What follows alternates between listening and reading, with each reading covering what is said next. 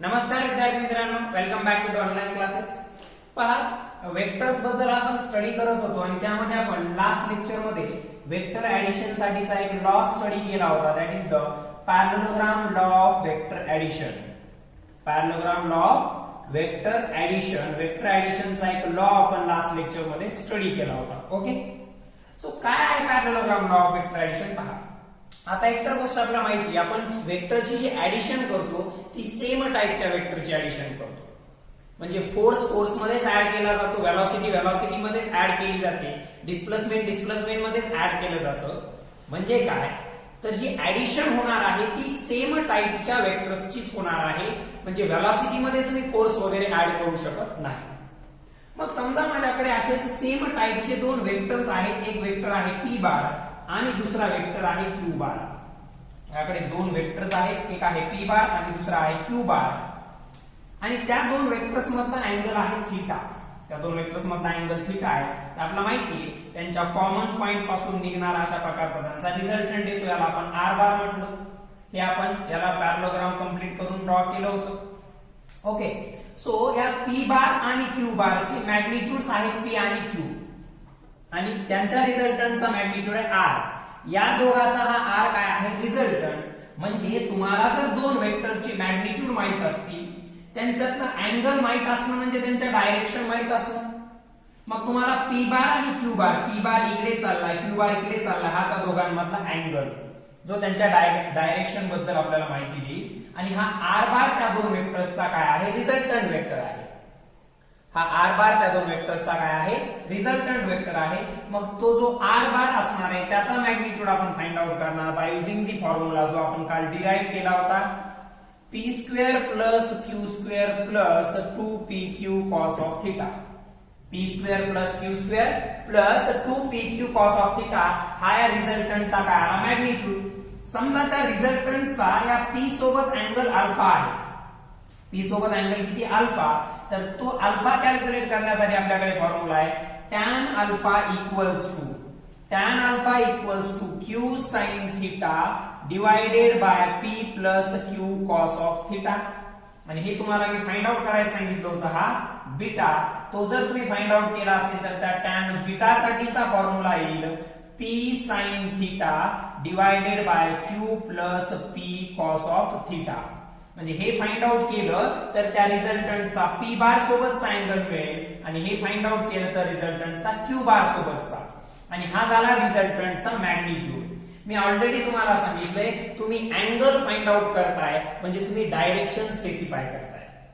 तुम्ही angle find out करता याचा अर्थ तुम्ही काय करत आहात? डायरेक्शन स्पेसिफाय करत आहात, असा त्याचा मीनिंग होतो।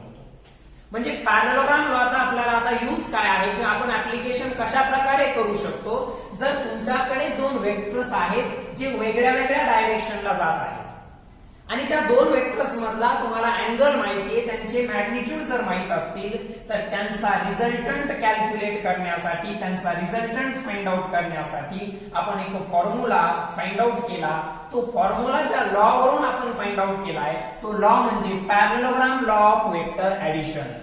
Parallelogram law of vector addition, त्याच्याबद्दलचा आपण काल डिटेलमध्ये स्टडी केलेला आहे। ठीक आहे, सो हा रिझल्टंटचा फक्त मॅग्निट्यूड देईल आपल्याला, आणि हे अँगल्स दोन्ही काढायची गरज नसते, कारण कोणता एकच काढायचं, कारण थीटा माहित असेल आणि कोणता एक माहित असेल तर दुसरा ऑटोमॅटिकली मिळून जाईल। सो टॅन अल्फा कॅल्क्युलेट करा किंवा टॅन बीटा, म्हणजे रिझल्टंटचा दोन्ही पैकी कोणत्या तरी एका वेक्टर सोबतचा तुम्हाला काय करावा लागेल? अँगल फाइंड आउट करावा लागेल।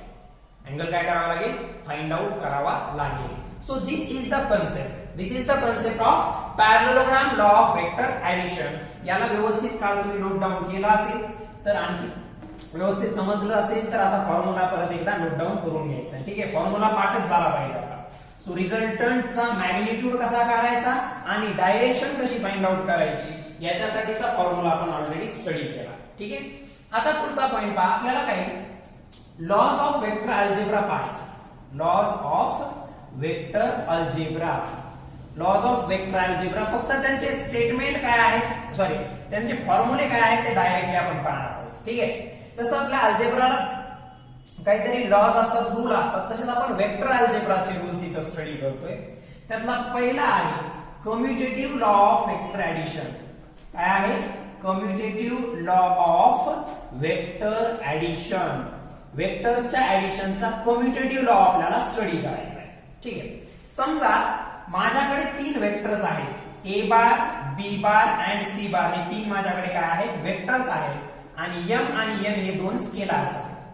वेक्टर्स आहेत म्हणून यांच्या डोक्यावर असे बार आहेत, त्यावरून ते आपल्या लक्षात येतं हे स्केलार्स आहेत म्हणजे यांना फक्त मॅग्निट्यूड असणार आहे. तर कम्युटेटिव्ह लॉ काय सांगतो लक्षात घ्या. कम्युटेटिव्ह लॉ काय सांगतो? जर ए बार प्लस बी बार असेल, ए बार प्लस बी बार असेल तर तेच इक्वल असतं कशाच्या? बी बार प्लस ए बारच्या. Commutative law of vector addition आपल्याला सांगतो ए बार प्लस बी बार हे इक्वल असतं कशाच्या? बी बार प्लस ए बारच्या. बी बार प्लस ए बारच्या ते कसं असणार आहे? इक्वल असणार आहे. That is the commutative law of vector addition. Okay, आता लक्षात घ्या. काय तुम्हाला फक्त लॉ लक्षात ठेवायचा आहे. आपण लॉज पाहतोय कशाचे? वेक्टर अल्जेब्राचे. कम्युटेटिव्ह लॉ आपण काय सांगितलं? त्यासाठी आपण एक्झाम्पल साठी 3 वेक्टर्स घेतले, ए बी सी आणि 2 स्केलार्स घेतले, एम आणि एन. तर कम्युटेटिव्ह लॉ आपल्याला सांगतो ए बार प्लस बी बार हे इक्वल असतं कशाच्या? बी बार प्लस ए बारच्या. कशाच्या? बी बार प्लस ए बारच्या. दुसरा आहे that is the associative law of vector addition.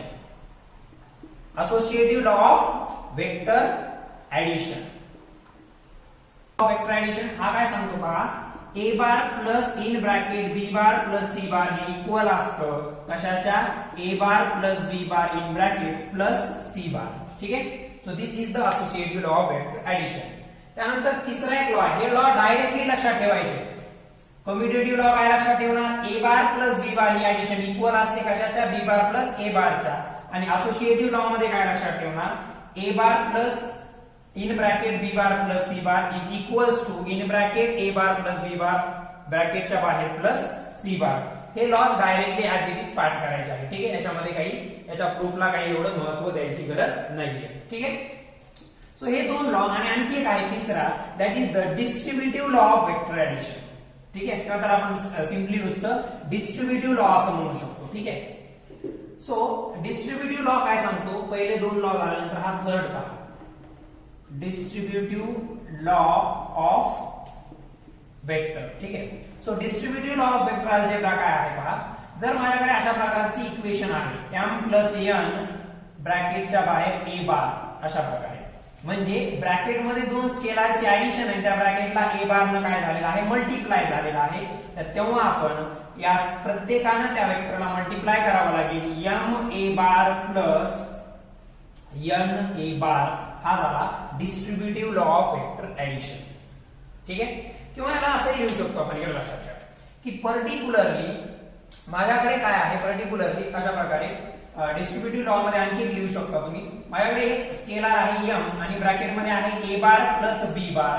तर अशा कंडिशन मध्ये तुम्ही M A bar plus M B bar असं लिहू शकता. म्हणजे या स्केलारना सेपरेटली दोन्ही वेक्टरला मल्टिप्लाय करू शकता. दिस इज द डिस्ट्रीब्युटिव्ह लॉ. ठीक आहे. तर वेक्टर अल्जेब्राचे हे तिन्ही लॉ जे आपण आता स्टडी केले ते व्यवस्थित नोट करायचे तुमच्या नोटबुक मध्ये आणि त्याला व्यवस्थित पाठच करायचा आहे. ठीक आहे. कोणते कोणते लॉ? असोसिएटिव्ह लॉ, त्यानंतर पर्टिक्युलरली पहिल्यांदा आपण 3 लॉज इथं स्टडी केले. कशाचे लॉज स्टडी केले आपण? वेक्टर अल्जेब्राचे. Commutative law of vector addition, associative law of vector addition आणि आता जो स्टडी केला that is the distributive law.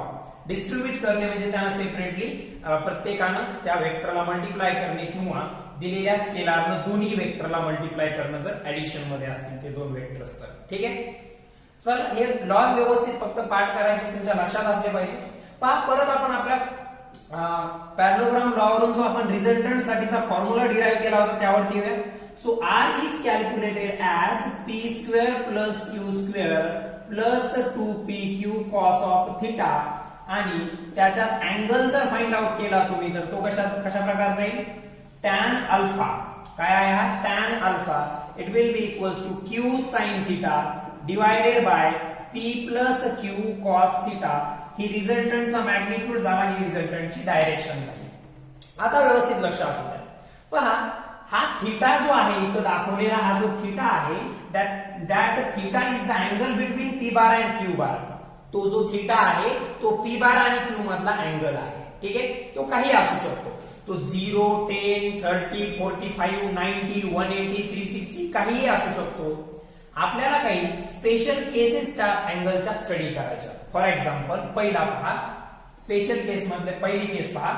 If theta equals to 0, theta equals to 0, P bar आणि क्यू बार यांच्यातला अँगल जो आहे थीटा तो 0 आहे. याचा अर्थ ते दोघंही एकाच डायरेक्शन मध्ये चालले, पी बार आणि क्यू बार. अशा वेळेस आपण काय करतो रे, त्यांचे मॅग्निट्यूड डायरेक्टली ऍड करतो. ते या फॉर्म्युल्यावरून सुद्धा तसंच येतं का हे आपल्याला कन्फर्म करायचंय. काय होतं पहा, आपण हा फॉर्म्युला डिराईव्ह केला by the parallelogram law of vector addition. त्यात हा जो थीटा असतो हा थीटा आहे त्या पी बार आणि क्यू बार मधला अँगल. समजा तो अँगल 0 आहे, पी बार आणि क्यू बार मधला तो अँगल 0 आहे.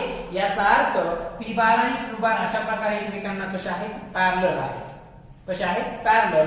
आणि असे असताना आपल्याला माहितीये यांच्या रिझल्टंटचा मॅग्निट्यूड कसा येतो, डायरेक्टली या दोघांचे आपण ऍडिशन करतो. ते इथून सुद्धा मिळतं का आपल्याला ते कन्फर्म करायचे. तर पाहूयात. ओके, सो फॉर्म्युला लिहितो मी directly. R equals to square root of P square plus Q square plus 2pq cos of थीटाची व्हॅल्यू किती आहे, 0.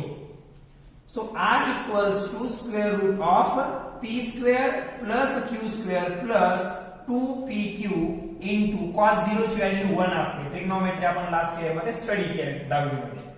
सो cos 0 ची व्हॅल्यू किती असते, 1. आणि 1 ने या 2pq ला मल्टिप्लाय केलं तर शिल्लक काय राहणार आहे, 2pq राहणार आहे. पहा थीटा काय आहे, 0 आहे. म्हणजे पी आणि क्यू कसे एकमेकांना पॅरलल. मग हे फॉर्म्युल्यात ठेवून मिळतं का बघायचं आपल्याला, आपला आपला अगोदर स्टडी केलेला formula. So P square plus Q square plus 2pq cos of theta आहे. मात्र आपण थीटा किती घेतलाय आता, 0. कॉस 0 1 असतं म्हणून ते तिथं मल्टिप्लिकेशन मध्ये 1 न मल्टिप्लाय करून 2pq शिल्लक राहील. मग आता हे काय पहा, R equals to square root of P square plus Q square plus 2pq. तुम्ही जर व्यवस्थित त्याला ऑब्झर्व केलं तर हे पी प्लस क्यू ब्रॅकेट स्क्वेअरचं एक्सपान्शन आहे. हे काय आहे, पी प्लस क्यू ब्रॅकेटचा स्क्वेअर याचं एक्सपान्शन आहे. आता काय होईल, हा स्क्वेअर रूट आणि स्क्वेअर कॅन्सल होऊन आर इक्वल्स टू काय, P plus Q. R equals to काय, पी प्लस क्यू. पहा parallelogram law of vector addition आपल्याला दोन वेक्टर्सचं मॅग्निट्यूड माहित असेल आणि त्यांच्यातला अँगल माहित असेल तर त्यांच्या रिझल्टंटचा मॅग्निट्यूड काढण्यासाठीचा फॉर्म्युला मिळाला होता, तो हा होता. त्याच्या स्पेशल केसेस आपण स्टडी करत आहोत. त्यातली फर्स्ट केस आपण जी स्टडी करत आहोत ती अशी आहे की जर थीटा 0 असेल तर काय होईल. आता थीटा 0 चा अर्थ असतो दोन्ही वेक्टर एकाच डायरेक्शन मध्ये आहेत. थीटा 0 चा अर्थ काय असतो, दोघांची डायरेक्शन सेम आहे. मग अशा वेळेस आपल्याला माहितीये जर दोन वेक्टर सेम टाइपचे जर अशा सेम डायरेक्शन मध्ये ऍक्ट होत असतील तर त्यांचा रिझल्टंट आपण डायरेक्टली त्यांच्या ऍडिशन मॅग्निट्यूडच्या ऍडिशन कॅल्क्युलेट करतो. मात्र तो या जनरल फॉर्म्युल्यावरून, हा सगळ्या अँगल साठी ऍप्लिकेबल असलेला फॉर्म्युला आहे. या जनरल फॉर्म्युल्यावरून ते परत मिळतं का आपल्याला ते आपण कन्फर्म केलं तर ऑब्व्हियसली आर इक्वल्स टू काय आलं, पी प्लस क्यू. आपण ते कन्फर्म केलं. ठीक आहे. सो फर्स्ट केस काय होती, जर त्या दोन वेक्टर मधला अँगल थीटा हा 0 असेल तर त्यांचा रिझल्टंट काय असणार आहे, ऑब्व्हियसली त्या दोघांची डायरेक्टली ऍडिशन असणार आहे. ठीक आहे, व्यवस्थित फास्ट त्याला नोट करून घ्यायचे. ठीक आहे. पहा हा चॅप्टर आणि याच्या अगोदर तुम्ही स्टडी केलेला जो काही युनिट्स आणि डायमेन्शनचा चॅप्टर आहे यात बरंच मॅथमॅटिक्स इन्व्हॉल्व असल्यामुळे त्याचा व्यवस्थित तुम्हाला मॅथमॅटिक्सचे बेसिक्स माहित असणं आवश्यक आहे. ठीक आहे. आता त्यातलीच केस नंबर 2 अशी आहे. पहा, if theta equals to 180 degree, 180 degree theta म्हणजे अशा प्रकारचे अँटी पॅरलल वेक्टर्स असतील म्हणजे डायरेक्शन एक्झॅक्टली अपोजिट. अशा वेळेस काय येतो रे रिझल्टंट, तर रिझल्टंटचा मॅग्निट्यूड अशा वेळेस आपण कसा कॅल्क्युलेट करतो तर त्या दोन वेक्टर्सच्या मॅग्निट्यूडची आपण सबस्ट्रॅक्शन करतो. ते आपल्याला या फॉर्म्युल्यावरून मिळतं का, परत कन्फर्म करूया. मग परत तो फॉर्म्युला लिहिला, R equals to root of P square plus Q square plus 2pq cos of 180. So R equals to काय, it is equals to P square plus Q square plus 2pq cos 180 minus 1 असतं. म्हणजे R equals to आलं root of P square plus Q square plus minus काय होतं, minus 2pq. काहीच गेलं नाही, simple mathematics आहे. cos 180 ची व्हॅल्यू फक्त पुट केली आहे -1, त्यामुळे इथं प्लस ऐवजी काय आलं मायनस आलं। आता हे कशाचं एक्सपान्शन आहे, p² + q² - 2pq, p² + q² - 2pq हे कशाचं एक्सपान्शन आहे, तर ते एक्सपान्शन आहे p + q होल ब्रॅकेटचा स्क्वेअरचं, सॉरी p - q ब्रॅकेट स्क्वेअरचं, सॉरी p - q ब्रॅकेटचा स्क्वेअर, हे स्क्वेअर रूट कॅन्सल झालं तर r = शिल्लक काय राहिलं p - q, हे परत आपल्याला ओरिजिनल फॉर्म्युला, ओरिजिनली आपण जे स्टडी केलं होतं ऍक्च्युअली हा ओरिजिनल फॉर्म्युला, हा जनरल फॉर्म्युला, हा कोणत्याही अँगल साठी ऍप्लिकेबल आहे। पहा आपल्याला माहित होतं जर दोन वेक्टर्स मधला अँगल p बार आणि q बार मधला अँगल जर 180 असेल म्हणजे ते एकमेकांच्या अपोजिट डायरेक्शन मध्ये ऍक्ट होत असतील तर त्यांचा रिझल्टंटचा फॉर्म्युला डायरेक्टली त्या दोघांची काय करायची असते, सबट्रॅक्शन करायची असते, हे आपल्याला माहिती आहे आणि ते आलं सुद्धा या जनरल फॉर्म्युल्याच्या मदतीने सुद्धा। ठीक आहे, ही झाली स्पेशल केस नंबर 2। ठीक आहे, व्यवस्थित त्याला नोट डाऊन करून घ्या। आता स्पेशल केस नंबर 3 अशी आहे की आपल्याला ते दोन वेक्टर परपेंडिक्युलर आहेत असं कन्सिडर करूया, सेम डायरेक्शनचं झालं, अपोजिट डायरेक्शनचं झालं। आता कन्सिडर करूया की ते दोन वेक्टर कसे आहेत, एकमेकांना परपेंडिक्युलर आहेत, म्हणजे थीटा किती झाला रे 90 डिग्री, म्हणजे अशा प्रकारचे थीटा 90 डिग्री म्हणजे अशा प्रकारचे की इकडे p बार आहे आणि इकडे q बार आहे, यांच्यातला अँगल जो आहे थीटा हा 90 डिग्री आहे। मग परत त्या r च्या फॉर्म्युल्यामध्ये मी पुट करतो, काय येते p² + q² + 2pq cos of 90, so r = square root of p² + q² + 2pq + 2pq into cos 90 0 असतं, म्हणून ही पूर्ण टर्म काय होऊन जाईल 0। मग r चा फॉर्म्युला येईल square root of p² + q², कारण पुढचा पार्ट काय झाला 0 झालाय। ठीक आहे, आता जर कोणी असं करत असेल की स्क्वेअर रूट इथंही कॅन्सल करतो तर तुमच्या वेळी हुशार तुम्हीच आहात, तसं होत नसतं, कारण अगोदरच्या दोन एक्झाम्पल मध्ये पूर्ण ब्रॅकेटचा स्क्वेअर होता p + q चा आणि p - q चा, आणि स्क्वेअर रूट पण पूर्ण ब्रॅकेटचा होता म्हणून कॅन्सल झालाय। ठीक आहे, इथं स्क्वेअर रूट कॅन्सल होत नाही, म्हणजे इथं असाच फॉर्म्युला राहील रूट ऑफ p² + q²। कधी, जेव्हा ते दोन वेक्टर एकमेकांना परपेंडिक्युलर असतील म्हणजेच त्यांच्यातला अँगल किती असेल 90 डिग्री असेल, तेव्हा तुम्ही रिझल्टंट अशा प्रकारे कॅल्क्युलेट करायचा आहे। ठीक आहे, सो पहिली हा जनरल फॉर्म्युला आहे, हा कोणत्याही अँगल साठी ऍप्लिकेबल आहे, त्याच्यावरून आपण 3 स्पेशल केसेस इथं स्टडी केल्या की अँगल 0 असेल तर वेक्टरचा तो रिझल्टंट कसा येईल, अँगल 180 असताना त्यांचा रिझल्टंट कसा येईल आणि अँगल 90 डिग्री असतानाचा रिझल्टंट। ठीक आहे, तर हे तिन्ही फॉर्म्युले तुम्हाला व्यवस्थित पाठ करायचे आहेत, लिहून तर घ्यायचेच आहे परंतु व्यवस्थित पाठ सुद्धा करायचे आहेत। प्रत्येक वेळी हे तुम्ही डिराईव्ह करत बसण्याची तुम्हाला आवश्यकता नाही वाटली पाहिजे। ठीक आहे, सो सगळ्यात पहिले आता त्याच स्पेशल केसेससाठी, त्याच 3 केसेससाठी की टॅन अल्फाची व्हॅल्यू काय आहे ते त्याबद्दल थोडं डिस्कस करूया। सो पहिला पॉइंट काय होता, पहिली केस काय होती थीटा 0 असतानाची, थीटा 0 असतानाची। मग थीटा 0 असताना हा टॅन अल्फा, हा अल्फा काय आहे रे, हा अल्फा रिझल्टंटचा p सोबतचा अँगल आहे। कालचं जर लेक्चर तुम्ही व्यवस्थित पाहिलं असेल तर हा अल्फा असं होतं पहा, आपलं इकडे q बार आहे, इकडे असा समजा p बार आहे, या दोघांचा अँगल थीटा आहे, मात्र हा जो रिझल्टंट आहे r बार, त्या रिझल्टंटचा p सोबतचा अँगल अल्फा आहे, त्याचा तो फॉर्म्युला आहे। सो थीटा 0 असताना टॅन अल्फा काय येईल, so tan alpha = q sin of 0, theta 0 म्हणजे q sin of 0 divided by p + q cos of 0, so tan alpha = q into sin 0 0 येतं, म्हणजे वर sin 0 0 येतं आणि 0 ने कशाला मल्टिप्लाय केलं तर आन्सर काय येणार आहे 0 येणार आहे। काय येणार आहे 0, म्हणजे येईल p + q cos 0 1 असतं, मात्र न्यूमरेटर 0 असल्यामुळे टॅन अल्फा 0 येईल आणि अल्फा पहा टॅन ची व्हॅल्यू कोणत्या अँगलला 0 असते तर 0 ला 0 असते, म्हणजे अल्फा काय आला 0 डिग्री आला। याचा अर्थ काय तर r बार हा p च्याच डायरेक्शन मध्ये आहे, याचा मीनिंग काय झाला लक्षात घ्या, आपण थीटा 0 घेतलाय याचा अर्थ p बार आणि q बार सेम डायरेक्शन मध्ये आहे। अल्फा आपण कॅल्क्युलेट करतो, याच केस साठी आपण अल्फा कॅल्क्युलेट करतो, व्यवस्थित लक्षात द्या।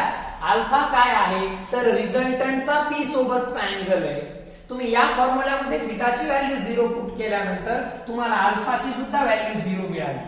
आता अल्फा 0 चा अर्थ होतो की P bar and R bar same direction मध्ये असणार आहे, कारण अल्फा रिझल्टंटचा पी सोबतचा अँगल आहे आणि 0 आलाय म्हणजे रिझल्टंट हा पी च्याच डायरेक्शन मध्ये आहे आणि ऑब्व्हियसली असणारच आहे. जेव्हा हे दोघं सेम डायरेक्शन मध्ये असतात तेव्हा त्यांचा रिझल्टंट सुद्धा त्यांच्याच डायरेक्शन मध्ये असतो, ठीक आहे. सो फर्स्ट कंडिशन साठी अल्फाचं हे अशा प्रकारचं एक्सप्लेनेशन आहे. ओके, आता पुढचा पॉइंट थीटा कोणता पाहिला होता आपण, हे लिहून घ्यायचं सगळं सोबतच, ठीक आहे. पुढचा पॉइंट आपण पाहिला होता जेव्हा थीटा 180 डिग्री असतो, जेव्हा थीटा काय असतो 180 डिग्री असतो तेव्हाची कंडिशन काय आहे ते आपल्याला पाहायचंय. ओके, मग थीटा 180 डिग्री म्हणजे पी बार इकडे चाललाय आणि क्यू बार इकडे चाललाय. ओके, सो पहा आता इथं condition tan alpha equals to Q sine of 180, q sine of 180 divided by p plus q cos of 180. आता tan alpha equals to sin 180 ची व्हॅल्यू पण 0 च असते, sin 180 ची व्हॅल्यू 0 असल्यामुळे परत हे 0 अपॉन p प्लस इंटू -1 अशा प्रकारचं आलं. मात्र न्यूमरेटर 0 म्हणून याची व्हॅल्यू 0 झाली. आपल्याला माहितीये अल्फाची व्हॅल्यू किती असल्यानंतर इथं 0 येणार आहे, तर 0 असल्यावरतीच किंवा 180 असल्यावरती, म्हणजे इथं जो रिझल्टंट येणार आहे आर बार तो एकतर पी बारच्याच डायरेक्शन मध्ये असेल अशा प्रकारे किंवा तो क्यू बारच्या पण डायरेक्शन मध्ये असू शकतो. ते काय म्हणून इथं अँगल 0 किंवा 180, कारण tan ची व्हॅल्यू 0 ला सुद्धा 0 असते आणि 180 ला सुद्धा 0 असते. म्हणजे इथं आन्सर 0, याचा अर्थ अल्फाची व्हॅल्यू एक तर 0 आहे कारण tan 0 ठेवलं तर 0 आहे, किंवा अल्फाची व्हॅल्यू एक तर 180 आहे कारण tan 180 ठेवलं तर 0 येणार आहे. ओके, याचं पुढे आणखीन येणार आहे अँगल्स, पण आपण सध्या या दोघांना कन्सिडर करूया. म्हणजे आर बार एक तर पी बारच्या डायरेक्शन मध्ये असेल किंवा क्यू बारच्या, हे आपल्याला ऑलरेडी माहिती आहे. कधी पाहिलं होतं आपण हे अगोदर, दोन वेक्टर जर एकमेकांच्या ऑपोजिट असतील तर त्यांच्या रिझल्टंटची डायरेक्शन काय येते, जो वेक्टर मोठा आहे त्याच्या डायरेक्शन मध्ये येते. म्हणजे पी जर मोठा असेल तर अल्फाची व्हॅल्यू 0 घ्यायची, पी पेक्षा क्यू मोठा असेल तर अल्फाची व्हॅल्यू 180 घ्यायची. म्हणजे आर बार एक तर इकडे असेल किंवा इकडे असेल. पहा, तुम्ही हा अल्फा कॅल्क्युलेट करताय म्हणजे रिझल्टंटचा पी बार सोबतचा अँगल कॅल्क्युलेट करताय या डायग्रामचा जर विचार केला तर. ओके, आणि आपण स्पेशल केस काय घेतली तर थीटा 180 म्हणजे पी बार आणि क्यू बार एकमेकांच्या अपोजिट आहेत. अशा वेळेस त्यांचा रिझल्टंट एकतर 0 अँगलनं म्हणजे पी च्याच डायरेक्शन मध्ये किंवा 180 अँगलनं म्हणजे क्यू च्या डायरेक्शन मध्ये. ठीक आहे, so this is the special case number 2 for the calculation of alpha. पहा, इथं समजलं नसेल तर परत एकदा सांगतो. आता आपल्या अल्फाची व्हॅल्यू 0 यायली किंवा 180. 0 चा अर्थ अल्फा म्हणजे काय, आर बारचा पी बार सोबतचा अँगल. अल्फा 0 म्हणजे आर हा पी च्याच डायरेक्शन मध्ये. अल्फा 0 म्हणजे आर कोणाच्या डायरेक्शन मध्ये, पी च्या, आणि अल्फा 180 म्हणजे आर कोणाच्या डायरेक्शन मध्ये, क्यू च्या. आता तो अशा अपोजिट असताना तो पी च्या डायरेक्शन मध्ये येणार आहे का क्यू च्या डायरेक्शन मध्ये, हे कशावरून ठरेल तर दोघांपैकी ज्याचं मॅग्निट्यूड मोठं त्याच्या डायरेक्शन मध्ये तो आर बार येत असतो, रिझल्टंट येत असतो. हे इथं समजून घ्यायचंय. लक्षात येतंय, अल्फा 0 म्हणजे आर बार हा पी च्या डायरेक्शन मध्ये आला, अल्फा 180 या दोन्ही पॉसिबिलिटीज आहेत म्हणजे आर बार हा क्यू च्या डायरेक्शन मध्ये आला. ते डिपेंड आहे पी आणि क्यू चे मॅग्निट्यूड्स काय असतील ते दिलेल्या क्वेश्चन वरून आपण ठरवू शकतो. ठीक आहे, आता दुसरा पॉइंट पहा, तिसरी स्पेशल केस जी आपण पाहत होतो त्यामध्ये आपण कन्सिडर केलं होतं, हा फॉर्म्युला ऍज इट इज ठेवतो, त्यामध्ये आपण कन्सिडर केलं होतं की पी बार आणि क्यू बार एकमेकांना कसे आहेत, परपेंडिक्युलर. म्हणजे जेव्हा थीटा 90 डिग्री असतो, तेव्हा tan अल्फा काय येईल पहा, tan alpha equals to q sin of 90 divided by p plus q cos of 90. So tan alpha equals to q into sin 91 असतं divided by p plus q into cos 90 0 असतं. म्हणजे ही term 0 होऊन जाईल. म्हणजे tan अल्फा काय येईल, तर ते q into 1q divided by p अशा प्रकारचं येईल. म्हणजे तो कशावरती डिपेंड असेल, p आणि q च्या मॅग्निट्यूड वरती. म्हणजे इथं अल्फाला फिक्स व्हॅल्यू नसेल, इथं अल्फाला फिक्स व्हॅल्यू नसेल, तो डिपेंड असेल q बाय p या रेशिओ वरती. तो q बाय p या रेशिओ वरती डिपेंड असेल. म्हणजे कसं बघा, समजा तुम्ही असं ड्रॉ केलं, हा p बार आहे आणि हा q बार आहे. आता हे एकमेकांना परपेंडिक्युलर आहेत, पण p बार मोठा असल्यामुळे रिझल्टंट थोडा इकडे झुकलेला असेल, असा एक अल्फा.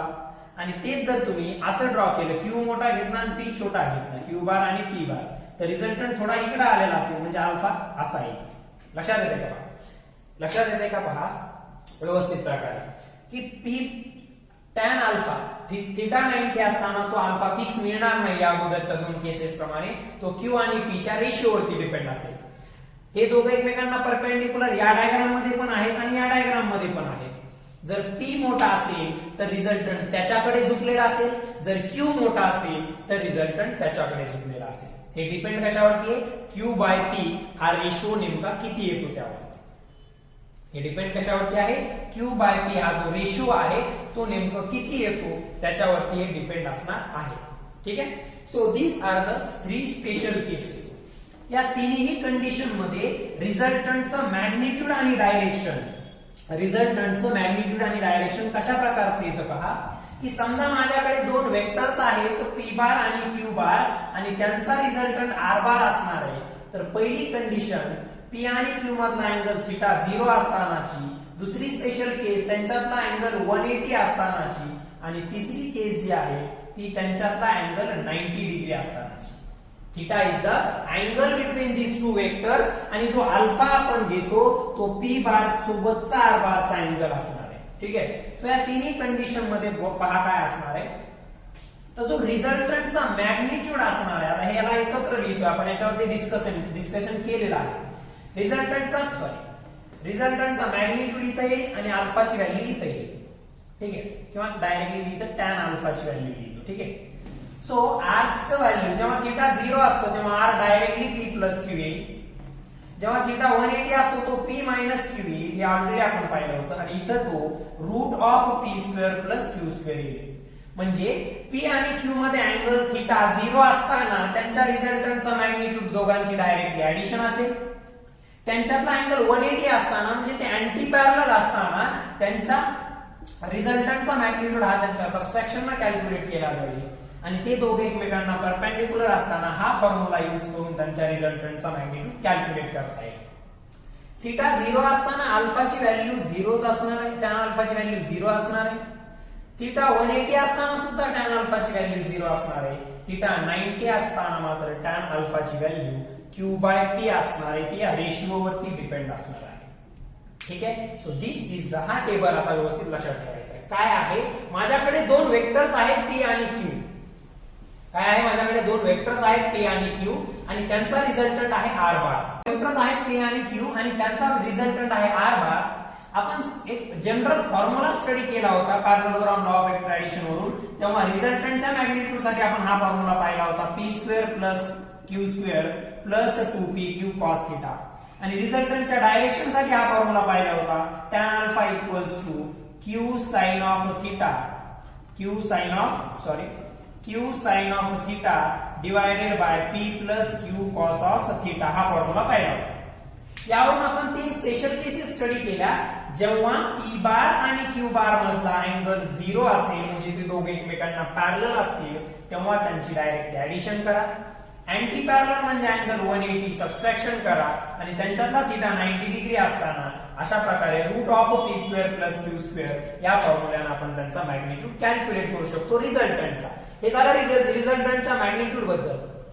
टॅन अल्फा मधला हा जो अल्फा आहे तो त्या रिझल्टंटचा p बार सोबतचा अँगल आहे, तो अशा प्रकारे व्हॅरी होईल 0, 180 आणि 90 डिग्री साठी. ठीक आहे. So this is the table that you have to remember. आपल्याला तो लक्षातच ठेवायचा आहे. ठीक आहे. सो आता आपल्याला हळूहळू लक्षात येते की आपण जो पॉइंट स्टडी करायला सुरुवात केली होती, that is the composition of vectors. आपण जो पॉइंट स्टडी करायला सुरुवात केली होती त्या पॉइंटचं नाव काय होतं, कंपोजिशन ऑफ वेक्टर्स. त्या कंपोजिशन ऑफ वेक्टरचा अर्थ काय होता, तर आपल्याला दोन किंवा दोन पेक्षा जास्त एका टाईपचे वेक्टर दिलेले असतील, जनरली आपण दोन वेक्टर्स बद्दलच बोलतोय. आपल्याला दोन वेक्टर्स दिलेले असतील तर त्यांचा रिझल्टंट फाइंड आउट करण्याची जी प्रोसिजर आहे किंवा रिझल्टंट आपण ज्या पद्धतीनं फाइंड आउट करतो म्हणजे आपण वेक्टरचं कंपोजिशन करत आहोत. त्यामध्ये आपण बऱ्याच केसेस स्टडी केल्या, बरेच लॉज स्टडी केले. म्हणजे आपल्याकडे दोन वेक्टर असतील तर आपण ट्रायंगल लॉ यूज करू शकतो किंवा पॅरलोग्राम लॉ यूज करू शकतो. आपल्याकडे खूप जास्त वेक्टर असतील तर आपण polygon law of vector addition study use करू शकतो. त्यानंतर आपण पॅरलोग्राम लॉ ऑफ वेक्टर ऍडिशनचा यूज करून दिलेल्या दोन वेक्टर्सच्या रिझल्टंट साठीचा मॅग्निट्यूडचा तसंच डायरेक्शनचा फॉर्म्युला इथं फाइंड आउट केला आणि त्याच्यामध्ये 3 स्पेशल कंडिशन्स सुद्धा आपण स्टडी केलेल्या आहेत. सो आय होप इथपर्यंतचा पार्ट तुमच्या व्यवस्थित लक्षात आला असेल. आज आपण आता इथून पुढे या लेक्चरमध्ये एका नवीन पॉइंटला स्टार्ट करणार आहोत आणि त्याचं नाव आहे रिझोल्युशन ऑफ वेक्टर्स. काय आहे? Resolution of vectors. Resolution of vector start करण्या अगोदर थोडं कंपोजिशन ऑफ वेक्टर ज्या दिवशी स्टार्ट केलं होतं त्या दिवशी थोडी आठवण तुम्हाला करून देतो. जर माझ्याकडे दोन वेक्टर्स आहेत पी बार आणि क्यू बार आणि यांचा एकत्रित मिळून जो परिणाम होतो तो एकटा आर बार देत असेल तर हा आर बार त्या दोघांचा रिझल्टंट असतो आणि ते दोघं म्हणजे त्या आर बारचे कंपोनंट्स असतात. काय असतात? कंपोनंट्स असतात. आतापर्यंत आपण कंपोजिशन ऑफ वेक्टर स्टडी केलं म्हणजे कंपोनंट्स आपल्याला दिलेले असायचे, त्यावरून आपण त्यांचा रिझल्टंट फाइंड आउट केला. आपण आतापर्यंत जो याचा स्टडी केला वेक्टरचा त्याच्यामध्ये आपण कंपोजिशन ऑफ वेक्टर स्टडी केलं होतं. याचा अर्थ होतो पहा ना तुम्ही आता जो फॉर्म्युला आपण पाहिला की तुम्हाला पी बार दिलेला असेल, क्यू बार दिलेला असेल म्हणजे कंपोनंट्स दिलेले असतील, त्यावरून तुम्ही आर बार कॅल्क्युलेट करताय म्हणजे रिझल्टंट कॅल्क्युलेट करताय. सो कंपोनंट वरून रिझल्टंट कॅल्क्युलेट केला त्याला आपण कंपोजिशन ऑफ वेक्टर्स म्हटलं होतं. पी बार आणि क्यू बार हे काय आहेत? कंपोनंट्स आहेत. कोणाचे? रिझल्टंटचे. कोणत्या? आर बारचे. ठीक आहे, इथे आपण एक्झाम्पल साठी ते नाव घेतले. रिझोल्युशन ऑफ वेक्टर्स म्हणजे काय तर त्याच्या एक्झॅक्टली अपोजिट करायचंय आपल्याला. तुम्हाला त्या वेक्टर्सचा रिझल्टंट दिलेला असेल आणि रिझल्टंट वरून तुम्हाला त्याचे कंपोनंट्स फाइंड आउट करायचे.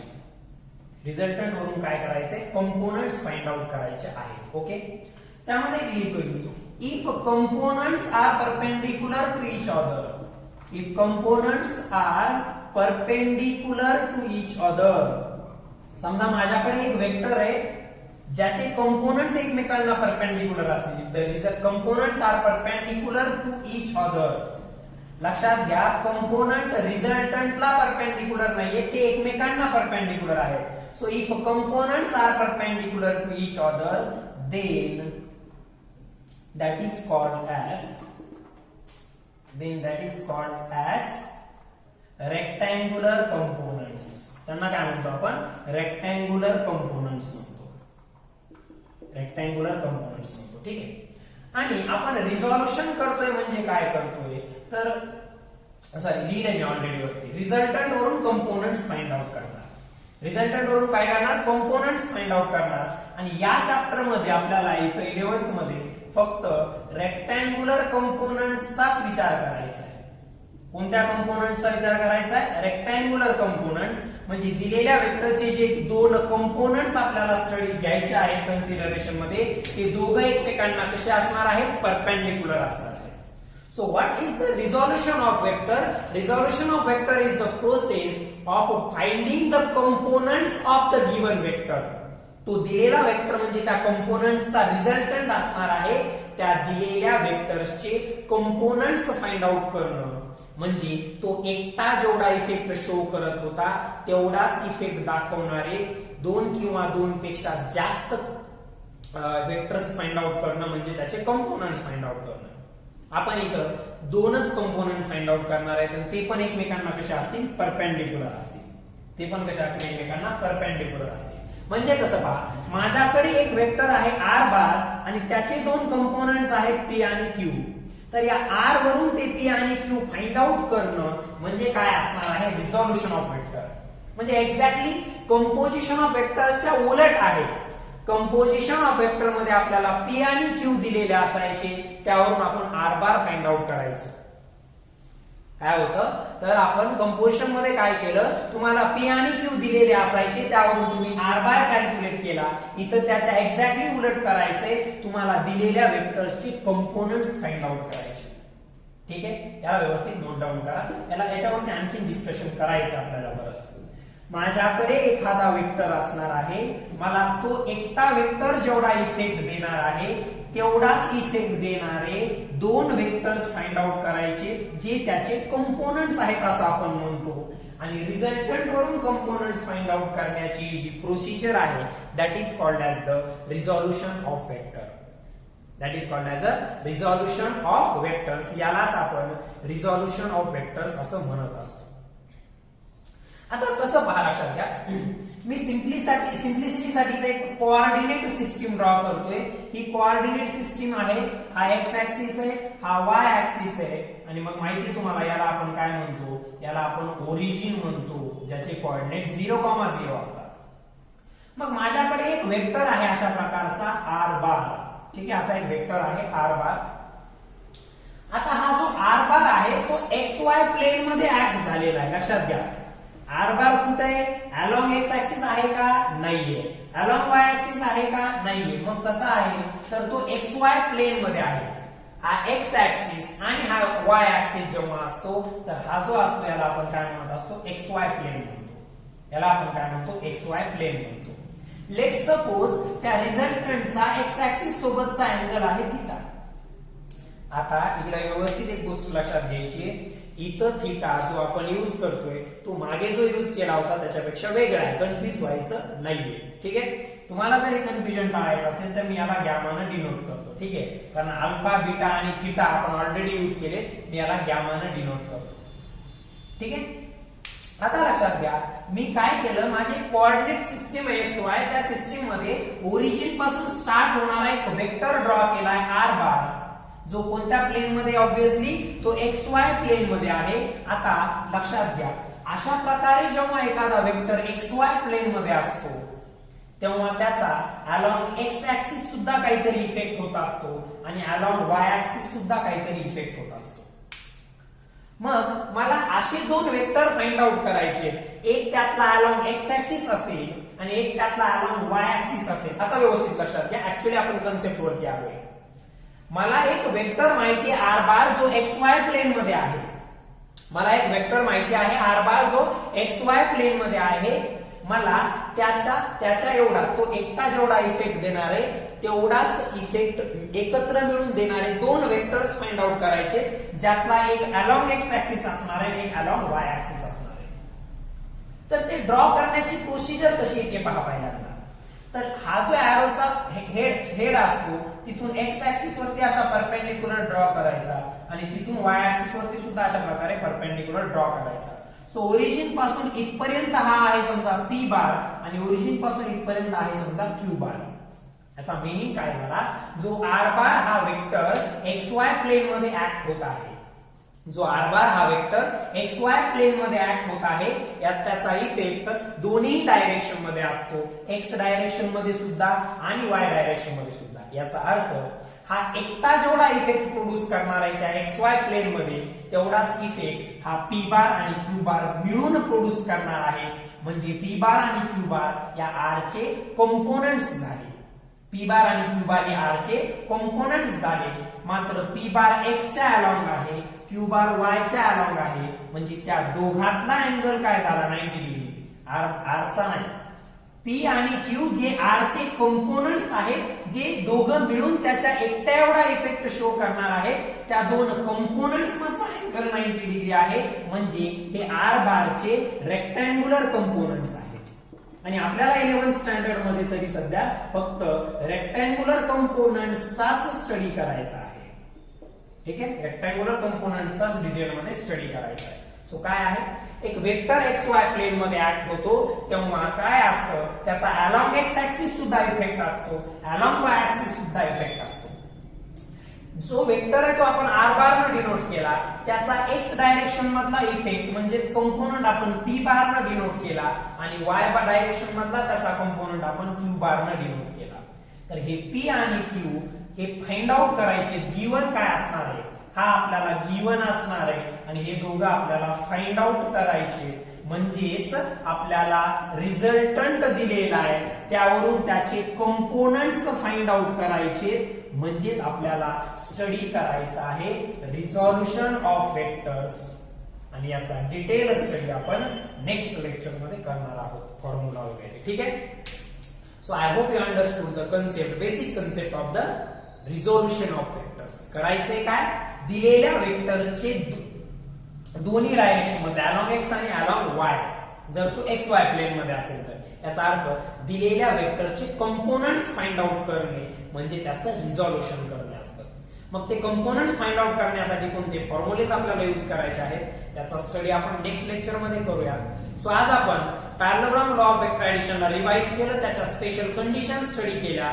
इन शॉर्ट मध्ये आपण परत आणखी वेक्टर अल्जेब्राचे 2-3 रूल स्टडी केले आणि त्यानंतर रिझोल्युशन ऑफ वेक्टरची फक्त कन्सेप्ट स्टडी करायला सुरुवात केलेली आहे आणि इथंच आपण आजचं लेक्चर कन्क्लूड करत आहोत. सो रिझोल्युशन ऑफ वेक्टर हा एक खूप इम्पॉर्टंट पॉइंट आहे. मी दोनदाच बोललो इम्पॉर्टंट, एक युनिट वेक्टर शिकवताना आता रिझोल्युशन ऑफ वेक्टर. सो हा पॉइंट डिटेल मध्ये आपण नेक्स्ट लेक्चर मध्ये स्टडी करणार आहोत. सो तोपर्यंत इथपर्यंत झालेल्या पार्टचा व्यवस्थित स्टडी करायचा आहे. Have a nice day. Thank you.